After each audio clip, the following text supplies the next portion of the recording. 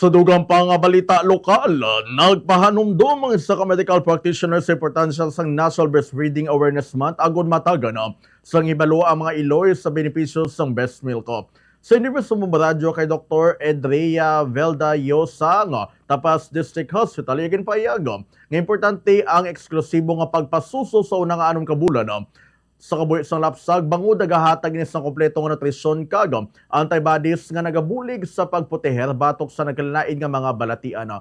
Suno kayo nagabenepisyo man ang iloy paagi sa mas madasig nga pagbalik sang kusog pagkatapos sang pagpanganak kag pagpanubo sang risko sa pilakasay sang cancer payag pa dapat nga mayara sang early initiation o breastfeeding, skin-to-skin contact, feeding on demand, saktong alat sa agon masigurado nga nagasuso sa maayong lapsag.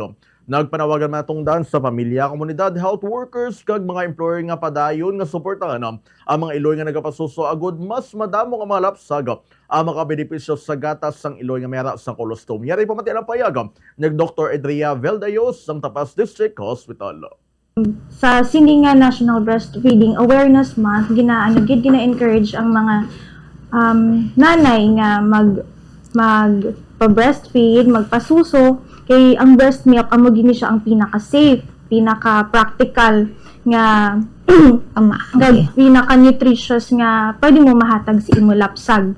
Kag ang isa sa mga misconception is kung nanay kuno nagahilanat, nagaubo, nagasipon, hindi kuno pwede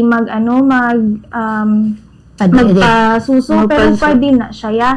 Kay ang sa ginambal ko kagina, ang breast milk may ara siya sang antibodies, may ara siya sa mga ga-fight against infection, so mas mapabakod pagid si baby, hindi man na siya nga malatnan kay may ara man siya pero do may ara man gid cases ang nagkakalatnan si baby. So pero kung ang man lang isang mother is dapat nga maghalong man siya nga hindi siya magmasakit para man nga safe sila duwa ni baby.